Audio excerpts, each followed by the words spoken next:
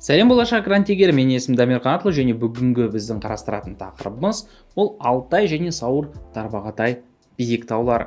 Жалпы Сауыр Тарбағатай мен Алтай еліміздегі 9 ірі геоморфологиялық аймақтардың қатарына кіреді.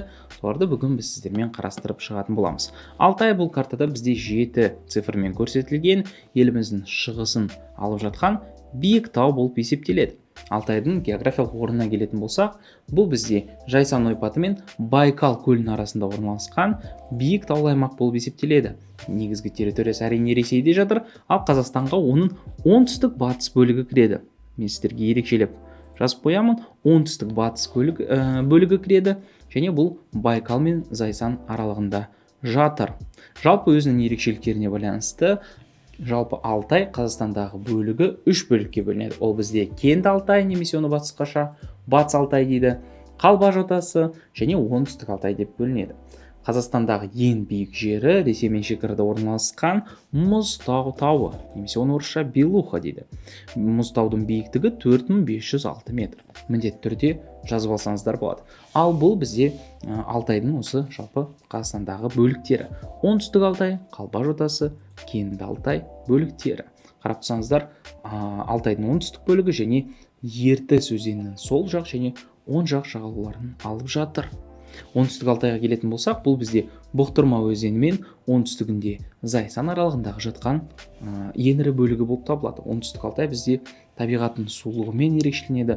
Бұл жақта бізде Марқакөл көлі орналасқан, Марқакөл қорығы орналасқан, Рахман қайнары орналасқан және бірнеше тау жоталар орналасқан. Атап айтсақ, Сарымсақты, Нарын, Күршім, Азу тау жоталары, Тарбағатай жоталары осы жақта орналасқан екен.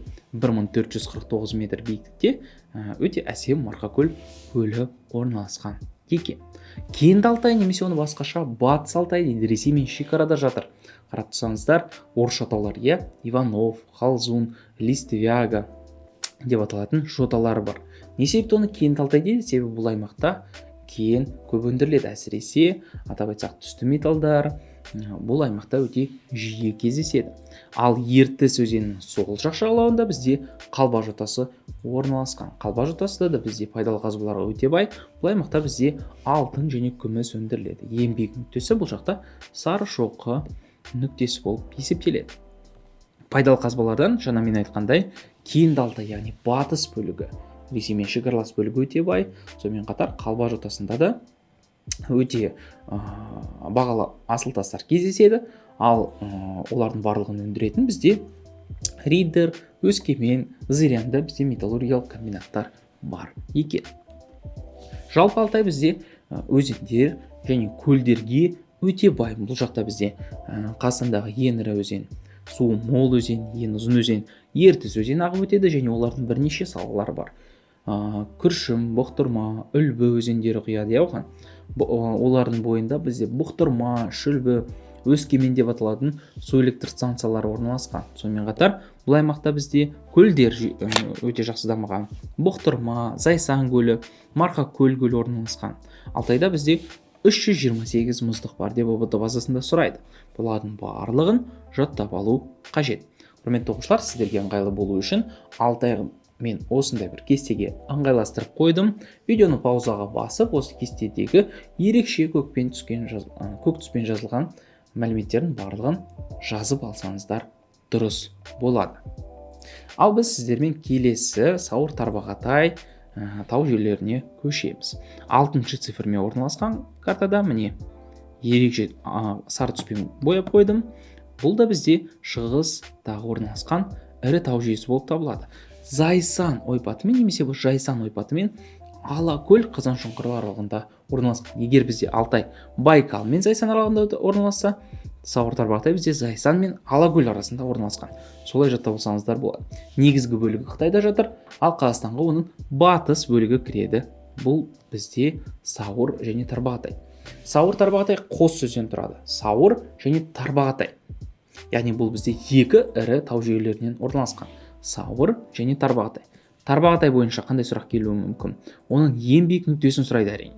Тарбағатайдікі Тастау. Оның биік нүктесі 2992 метр. Ал Сауырдікі бізде Мұзтау 3816 метр. Сауыр бізде жаңағы Қытаймен шекаралас орналасқан, Тастау кішігірім батысқа қарай орналасқан екен. Сауыр тарбағатай бізде Герцен қатпарлығында қалыптасты. Бұл жақта бізде қоңыр көмір кен орны кендірлік кездеседі. Осы жайлы ұбт-да жиі сұрайды. Таудан бастау алатын өзендерге Жарма, Қайынды суды айтуға болады, Қарабұлақ, Базар өзендерін айтуға болады. Үржар, Қатынсу, Емел өзендерін Алакөлге құяды және Аягөз өзені Балқаш көліне құяды. Сіздерге тағы да ыңғайлы болу үшін Сауыр тарбағатайды осындай кестеге ыңғайластырып қойдым. Бұл жерде Сауыр тарбағатайдың орналасқан территориясы, оның қалыптасқан кезеңі, биік нүктелері, бұл жақта кездесетін пайдалы қазбалар және өзендері мен көлдері мен климатын ерекшелеп жасап қойдым.